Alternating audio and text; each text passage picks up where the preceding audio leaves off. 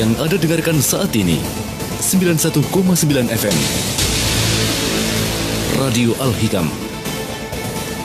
Radionya orang Sangatta, media dakwah, informasi dan hiburan keluarga.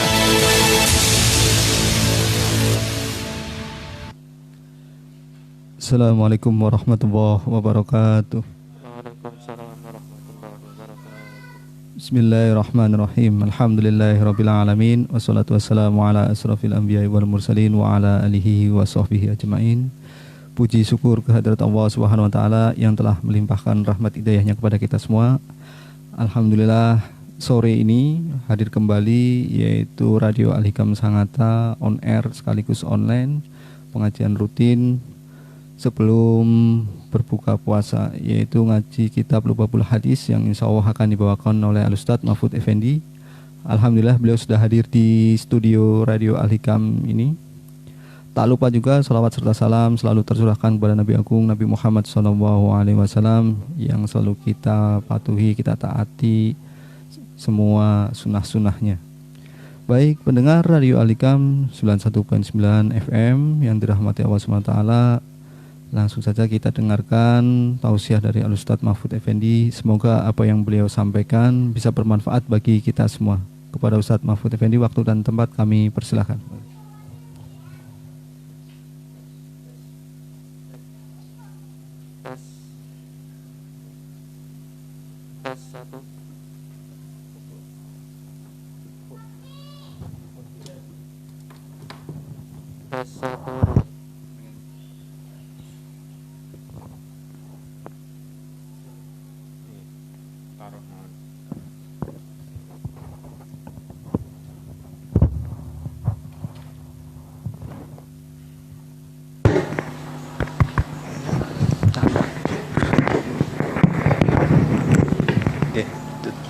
Cek tes 1.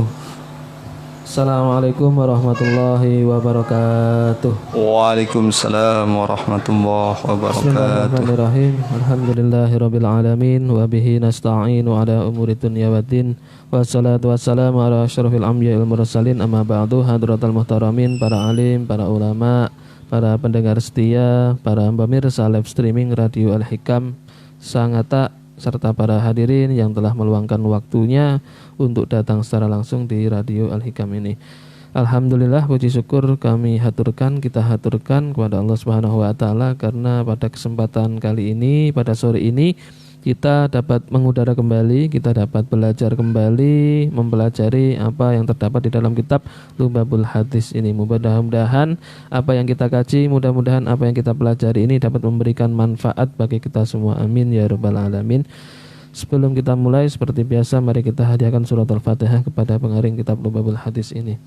Bismillahirrahmanirrahim. Liridha'illah wa li syafa'ati Rasulillah Sayyidina wa Maulana Muhammadin sallallahu alaihi wasallam wa ala alihi wa ashabihi wa dzurriyyatihi ila yaumil qiyamah wa khususan ila Syekh Al-Alim Al-Alamah Al-Jalaluddin bin Kamaluddin As-Sayyuti rahimallahu ta'ala. Ghafarallahu lahu wa lana. Al-Fatihah. A'udzu billahi minasyaitonir Rahmanir-Rahim. Maliki yaumiddin. Iyyaka na'budu wa iyyaka nasta'in. Ihdinas siratal mustaqim. Shiratal ladzina an'amta 'alaihim ghairil maghdubi 'alaihim waladdallin. Amin. Bismillahirrahmanirrahim. Qala al-musannifu rahimallahu ta'ala wa nafa'ani wa iyyakum wa bi ulumihi fid dharaini. Amin. Al-babur rabi'a asyara, bab yang ke-14. Nah, berarti ini tidak terasa kita sudah malam ke-15, sudah separuh. Kita berpuasa di bulan suci Ramadan. Fi fadilatil faridah, yang menjelaskan tentang, di dalam menjelaskan tentang keutamaan ibadah fardu atau ibadah wajib. Qala Nabi sallallahu alaihi wasallam, buniyal islamu ala khamsin, syahadati an la ilaha illallah wa anna muhammadan abduhu wa rasuluh wa iqamis shalah wa itaiz zakah wa hajjil bait wa shaumi ramadan. Nabi Muhammad SAW bersabda bahwasanya Islam itu dibangun atas 5 hal, 5 perkara atau 5 kewajiban. Yang pertama adalah bersaksi bahwasanya tiada Tuhan yang berhak disembah kecuali Allah Subhanahu wa taala. Ketika seseorang sudah mengucapkan, melafalkan kalimat syahadat ini, maka secara otomatis segala bentuk konsep ketuhanan yang ada di muka bumi ini adalah apa?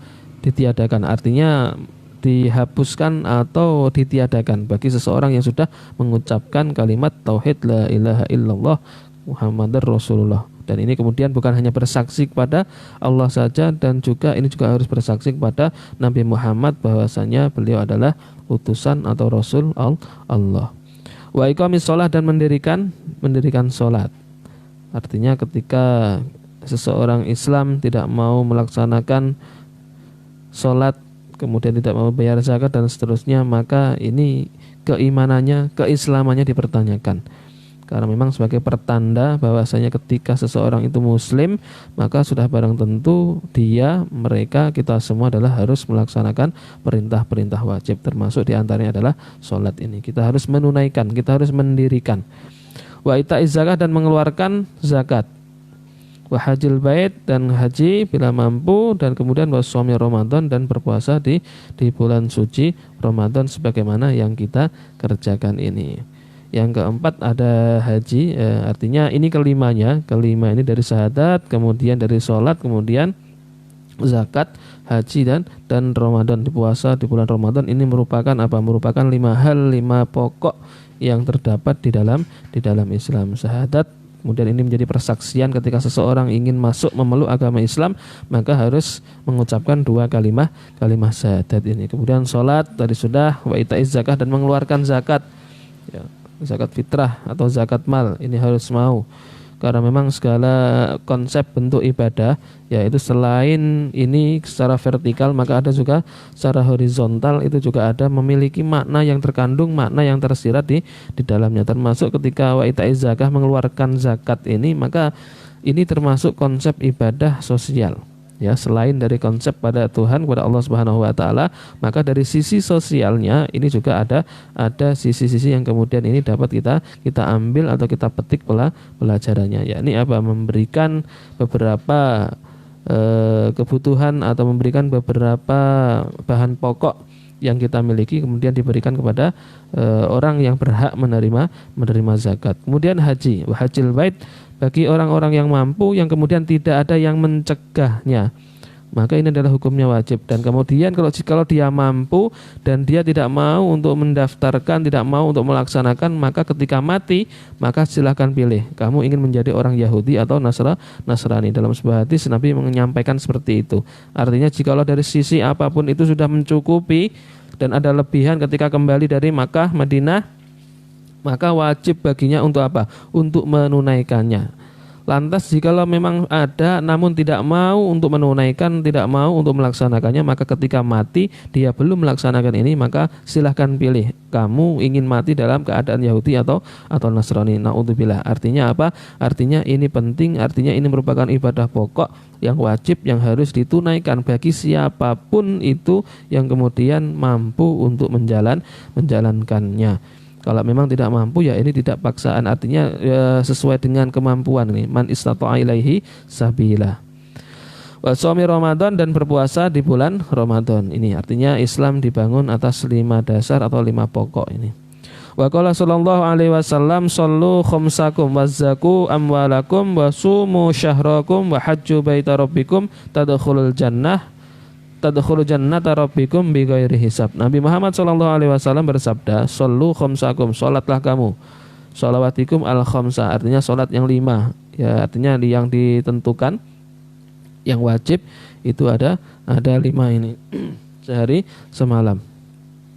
Wazzaku amwalakum, dan tunaikanlah zakat atas harta-hartamu. Wasumu syahrakum, dan berpuasalah di bulan kamu, yakni ai fi syahr Ramadan. Wa hajju baita rabbikum tadkhulul jannah, dan haji di Baitul Haram. Kemudian apa? Tadkhulul jannah rabbakum bighairi hisab. Maka ketika kamu semua sudah melakukan dari itu semua, dari kemudian bersolat, ya, sholat 5 waktu, kemudian zakat, dan kemudian berpuasa di bulan suci Ramadan, kemudian haji, lantas tadkhulul jannata rabbakum bighairi hisab, maka kamu silahkan masuk ke dalam surganya Allah Subhanahu wa taala bighairi hisab, dengan tanpa hisab atau perhitungan. Nah, ini apa yang disampaikan oleh Nabi, maka ketika kita sudah mengamalkan, sudah mengimplementasikan, maka balasan yang kita dapat adalah apa? Tadkhulul jannah bighairi hisab. Maka sudah barang tentu ya ini semua harus komplit, harus sempurna. Artinya tidak boleh salah satu ditinggalkan. Kalau memang kecuali tertentu tadi apa? Wahajul bait tadi itu. Karena memang sesuai dengan kondisi, sesuai dengan kemampuan seseorang. Wa qala sallallahu alaihi wasallam as-salatu imaduddin. Faman aqamaha faqad aqamatin wa man taraka faqad hadamatin. Nabi Muhammad SAW, salat itu adalah tiangnya agama. Yang namanya tiang, sebuah bangunan, sebuah gedung itu pasti memiliki tiang, pasti memiliki penyangga. Andai kata bangunan atau gedung tidak memiliki tiang atau penyangga, maka bisa jadi bangunan tersebut akan runtuh, kecuali bangunan gambar atau sketsa. Ya, meskipun sketsa itu biasanya sebuah bangunan itu memiliki apa? Tiang. Struktur bangunannya pasti memiliki tiang. Kecuali bangunan atau ciptaan Allah Subhanahu wa taala. Langit ini tidak ada tiangnya, tapi nyatanya apa? Namun dapat berdiri kokoh sampai sekarang. Artinya barang siapa yang meninggalkan ini faman mana tadi? As-salatu imaduddin. Solat itu tiang agama, dan barang siapa yang mendirikan solat, solat, maka fakat aqamatin, maka dia telah benar-benar mendirikan agama, telah benar-benar menjadikan agama itu eksis. Akan tetapi jikalau sebaliknya, faman taraka faqad hadamatin, barang siapa lantas kemudian meninggalkan solat, faqad hadamatin, maka dia telah benar-benar merusak atau menghancurkan agama itu sendiri. Maka sudah menjadi kewajiban ya, ketika menjadi seorang muslim, jadi mukmin, solat itu merupakan ibadah yang pokok yang pertama. Maka bisa jadi ibadah ini dikatakan bahwasannya ibadah yang pertama kali ditanyakan oleh Allah adalah solat ini. Jikalau solat ini sudah bagus, sudah baik, dan kemudian ini diterima, ya, amal ibadah kita yang berupa solat ini, maka amal-amal yang lainnya pun akan menyusul. Artinya fa insyaallah akan qabul, akan diterima oleh Allah Subhanahu wa taala. Namun jikalau ditolak, wallahu a'lam, bisa jadi naudzubillah semua amal-amal kita juga tidak akan diterima oleh Allah, naudzubillah. Wa qala sallallahu alaihi wasallam al-mar'atu idza shallat khamsaha wa zakat malaha wa shamat syahraha wa hajjat baita rabbiha wa ata'at ba'laha wa akhsanat farjaha tadkhulul jannah rabbaha bi ayyi babin sya'at. Nabi Muhammad sallallahu alaihi wasallam bersabda bahwasanya jikalau ada seseorang perempuan idza shallat khamsaha, jikalau seorang perempuan itu salat 5 waktu, wa zakat malaha, dan mengeluarkan zakatnya, wa shamat syahroha, dan dia berpuasa di bulan suci Ramadan, artinya ay ghairi ayamil haid wan nifas, artinya dia berpuasa itu dalam keadaan benar-benar suci. Jangan lantas kemudian ketika mendengar perintah wajib berpuasa bagimu laki-laki perempuan sebagaimana kamu diwajibkan atas umat-umat terdahulu, lantas kita tidak mengetahui syarat rukunnya, kemudian pokoknya terbas saja, kita terjang saja. Ya tidak demikian, artinya ada ilmunya. Kalau memang perempuan haid, nifas, dan karena memang ada faktor-faktor yang lain, ada udzur syar'i yang itu tidak diperbolehkan atau tidak diizinkan seseorang untuk berpuasa, maka mau tidak mau ya kita harus berhenti, stop dulu, tidak berpuasa. Maka ini yang dimaksud wasoma syahroha ini adalah artinya berpuasa di bulan suci Ramadan, artinya bagi orang-orang yang tidak memiliki tanggungan. Misalnya tadi ada haid, ada nifas. Kalau memang sudah suci, maka bisa jadi ini yang jadi apa ya, harus menjadi suatu kewajiban bagi seorang perempuan untuk melaksanakan ibadah puasa. Wa hajjat baita rabbiha, dan haji di Baitullah, kemudian wa ta'at ba'laha, dan taat kepada suaminya. Artinya ini ghairu maksiat, artinya tidak bermaksiat ya. Wa ahsanat, dan menjaga farjaha, dan farjinya, kemaluannya, artinya dijaga kemaluannya, artinya tidak melakukan hubungan apapun dengan orang lain. Tadkhulul jannah rabbaha bi ayyi babin sya'at. Maka jikalau semua itu sudah dilakukan oleh seorang perempuan, maka balasannya adalah tadkhulul jannata rabbaha bi ayyi babin sya'at. Maka silahkan masuk ke surganya Allah melalui pintu yang dikehendakinya. Artinya mau masuk pintu Ar-Rayyan, pintu apapun itu, maka silahkan. Ini jikalau semuanya sudah dilakukan dengan baik. Wa qala sallallahu alaihi wasallam likulli syai'in alamun wa alamul imani as-salatu. bahwasanya Nabi Muhammad SAW itu bersabda likulli syai'in alamun, bahwasanya segala sesuatu itu ada tanda. Wa alamul imani as-sholatu, dan tandanya keimanan, tandanya orang beriman itu adalah as-sholatu, itu sholat. Nah, maka jikalau ada orang yang beriman ya, lantas kemudian kok tidak sholat, nah ini dipertanyakan. Tanda keislaman kamu, tanda kamu sebagai orang mukmin itu mana?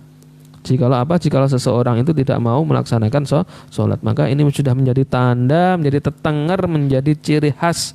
Jikalau kita seorang yang beriman, jikalau kita orang yang mukmin, maka kita harus melaksanakan, kita harus menunaikan, kita harus mendirikan yang namanya sholat. Ini menjadi sebuah keharusan.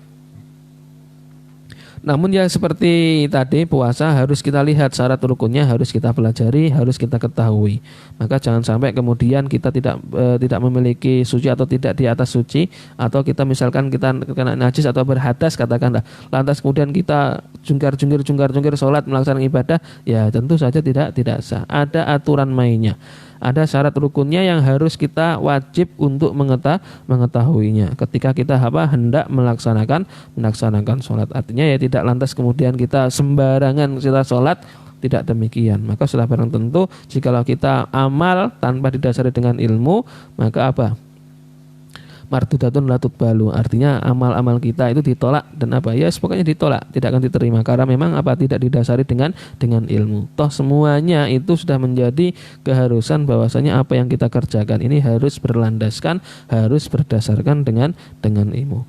Wa qala sallallahu alaihi wasallam ittaqullaha fis sholati, ittaqullaha fis sholati, ittaqullaha fis sholati. Artinya takutlah kamu kepada Allah Subhanahu wa taala fis sholati, di dalam salat. Ai bi ta'limi arkaniha wa syartiha. Arkaniha wa syurutiha. Artinya ya kita harus mengetahui ya. Artinya takut ini memang di dalam salat ini, maka tadi seperti yang saya sampaikan di awal, kita harus tahu benar ini bagaimana syarat rukunnya. Hukumnya seperti apa dalam keadaan tertentu, kemudian boleh enggak, kemudian jikalau kita seseorang itu boleh meninggalkan salat atas udzur apa dan seterusnya, maka itu semua ada ilmunya. Ya, syarat rukunnya kita harus harus kita semuanya ini mengetahuinya. Fima malakat aimanukum, dan apa yang kamu miliki, dengan apa yang kamu miliki atau yang dia berada di dalam kekuasaanmu. Kemudian ittaqullah, dan takutlah kamu semuanya fiddi'faini di dalam dua golongan atau dua orang. Yang pertama al-mar'ati armalati, mar'ati al-armalati, yakni perempuan yang janda. Artinya takutlah kamu kepada orang-orang satu, yang pertama adalah perempuan janda, wasobil yatimi, dan anak yatim. Perempuan janda artinya la kafalalaha, yang tidak ada orang yang menanggungnya. Maka ini kita ditakutkan disuruh untuk takut, artinya apa ya? Ini bisa jadi kita disuruh untuk menganjurkan bahwasanya kita disuruh untuk memberikan sedekah kepada beliau, karena memang tidak ada yang menanggung. Maka lantas anak yatim dan kemudian janda-janda yang seperti ini harus mendapatkan perhatian, harus mendapatkan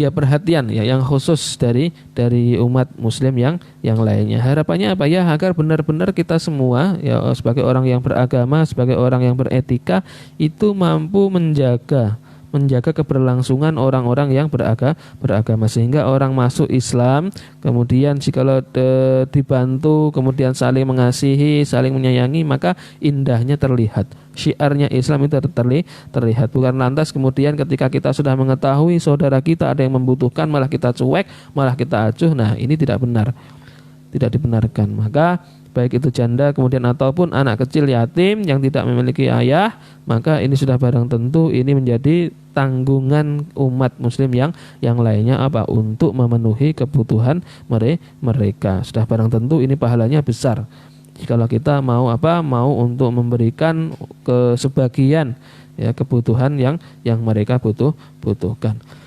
Wa qala sallallahu alaihi wasallam, Sallu kama ra'aitumuni usolli, sallu kama ra'aitumuni usolli. Salatlah kalian semuanya sebagaimana kalian melihatku salat atau sembahyang. Bagaimana caranya? Ya sudah barang tentu melihat Nabi salat, karena kita jauh ya kita melihat salatnya para sahabat. Kemudian para sahabatnya dilihat oleh para tabi'in dan oleh para ulama salaf. Kalau kemudian kita melihat apa yang disabdakan atau kita memahami apa yang disabdakan di hadis-hadisnya atau af'alnya Nabi serta takrirnya, kita memahami sendiri, maka sudah barang tentu kita akan kesulitan untuk dapat memahami secara langsung. Ya berbeda, karena memang yang lebih dekat dengan Nabi itu siapa? Para sahabat. Maka kita lihatnya adalah dengan sahabat. Kalau sahabat kita tidak mengetahui atau kita tidak pernah ketemu bagaimana orang-orang yang dekat dengan sahabat, katakan para tabi'in nanti. Nah, lantas orang yang seperti itu kita akan nyambung. Ya, misalkan dengan para ulama salaf, kemudian orang yang tabi'ut tabi'in, kemudian tabi'ut tabi'in ini mengikuti para tabi'in, yang tabi'in ini mengikuti para sahabat, dan sahabat ini mengikuti Nabi Muhammad SAW. Artinya sambung, mutasil. Ini yang dimaksud, artinya kita memahami bukan lantas secara tekstual kemudian apa yang terdapat dalam sabda Nabi kemudian kita maknai secara sendiri, maka sudah barang tentu ketika kita tidak memiliki guru untuk memahami apa itu sebuah teks, makna sebuah teks, maka ini akan kesulitan, akan kesusahan. Ya kita bisa memaknai tapi bisa barang tentu ini tidak seperti yang dimaknai atau tidak seperti pemahaman para ulama yang lainnya atau ulama-ulama kita. Maka ya sudah barang tentu dengan hadirnya madhab, dengan hadirnya para kiai, para guru-guru ustadz kami, yaitu semuanya adalah apa? Untuk kita tempat bertanya kepada beliau tentang agama Islam. Wa qala sallallahu alaihi wasallam man taraka sholata muta'ammidan faqad kafara jiharan. Barang siapa yang meninggalkan salat muta'ammidan ini dengan sengaja, maka faqad kafara jiharan, ini maka benar-benar dia telah kafir secara terang-terangan. Artinya jikalau seseorang ini ya benar-benar meninggalkan salat dengan sengaja, dengan meremehkan gawe kegampang, katakan ya, menggampangkan, menyepelekan, maka faqad kafara jiharan, benar-benar maka dia benar-benar kafir secara terang-terangan. Orang yang seperti ini maka ya sudah barang tentu akan wajib untuk mendapatkan siksa. Karena memang salah satu kewajiban atau ibadah fardu yang sudah diwajibkan, yang sudah disyariatkan oleh Allah, lantas kemudian dia mengingkari dan lantas dia dia enggan untuk tidak melakukannya. Wa qala sallallahu alaihi wasallam as-sholawatu al-khamsu kaffaratun lima bainahunna majtunibatil kabair. Nabi Muhammad SAW bersabda bahwasannya sholat 5 waktu yang difardukan, zuhur, asar, maghrib, isya, subuh, itu kaffaratun, itu merupakan sebagai tebusan. Lima bainahunna, di antara sholat yang lainnya. Sholat satu dengan sholat yang lainnya ini merupakan tebusan. Majtunibatil kabair, selama orang tersebut tidak melakukan dosa-dosa besar. Artinya sebagai tebusan dosa-dosa kejahatan, dosa-dosa kecil kita ketika kita melaksanakan sholat, maka akan diampuni, akan dihapus oleh Allah Subhanahu wa taala, kecuali kalau dosa-dosa besar harus bertobat, menyesal dengan apa yang dilakukan, kemudian tidak mengulangi. Wal jumu'atu ilal jumu'ati, dan Jumat satu dengan Jumat yang lainnya kaffaratun lima bainahuma, itu merupakan tebusan di antara keduanya. Wa ziyadatu salasati ayyam, dan ditambah 3 hari. Misalkan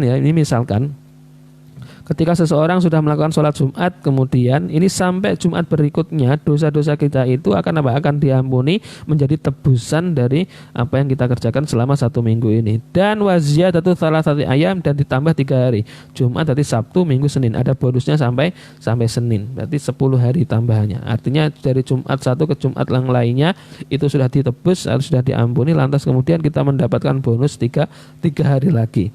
Waziyadatu salasati ayyam, nanti sampai Sabtu, Minggu, Senin, sampai Senin, kemudian ini menjadi tebusan. Jadi bukan hanya sampai Jumat sampai Jumat, tapi Jumat sampai ke hari Senin berikutnya. Itu menjadi tebusan, dosa-dosa kita dihapus, diampuni oleh Allah Subhanahu wa taala. Dan kemudian kenapa ini dikatakan sebagai kafarah, sebagai penghapus, sebagai tebusan? Karena memang Imam Ghazali di dalam kitabnya Ihya Ulumuddin itu disampaikan bahwasanya as-sholat itu seperti halnya ada sebuah sungai tawar, sungai yang bersih, sungai yang jernih, ya. Kemudian kita mandi selama sehari semalam itu 5 kali. Karena memang sholat yang difardukan, ya, itu sholat wajib, ya, maktubah itu 5 kali. Itu sebanyak 5 kali itu jikalau kita andaikan ya, kita misalkan kita ini mandi sehari semalam itu sebanyak 5 kali. Lantas kira-kira di dalam tubuh kita, di tubuh kita ini kira-kira masih ada kotoran atau enggak?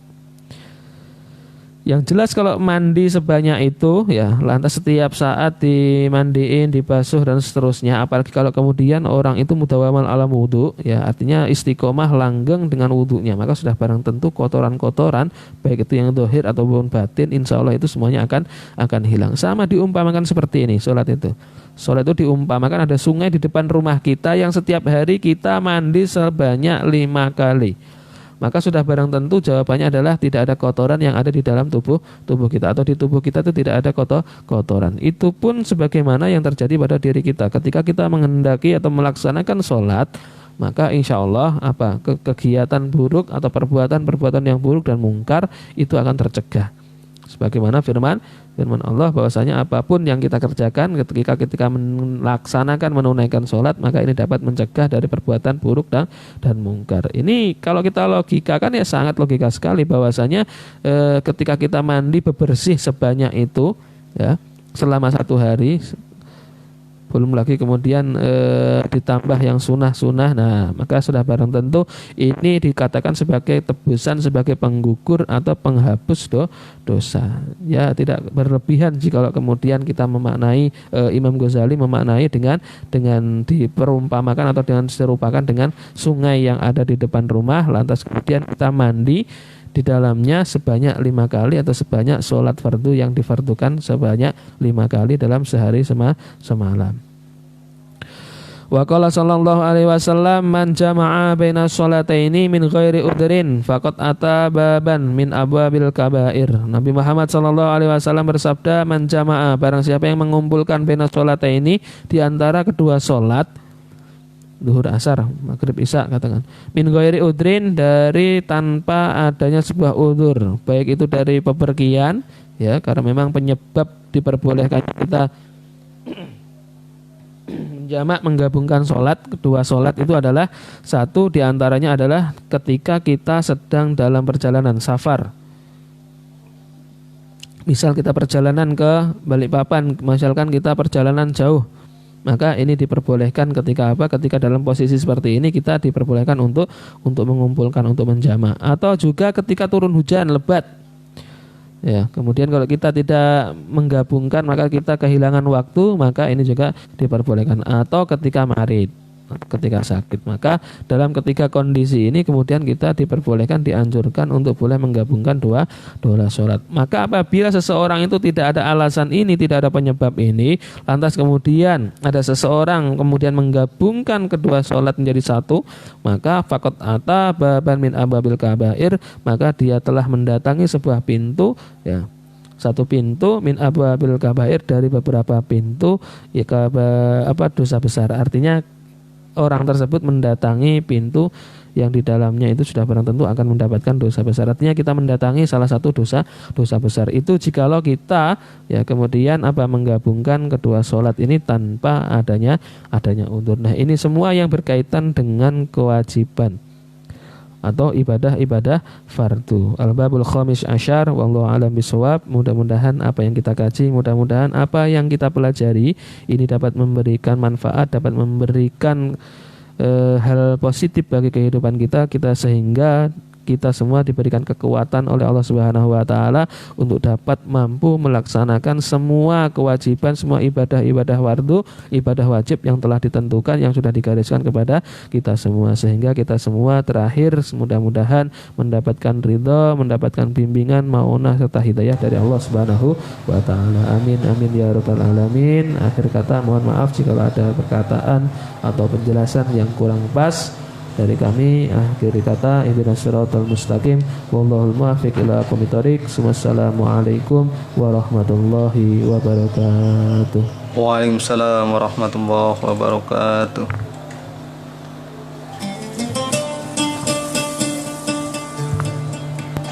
...91,9 FM Radio Al-Hikam.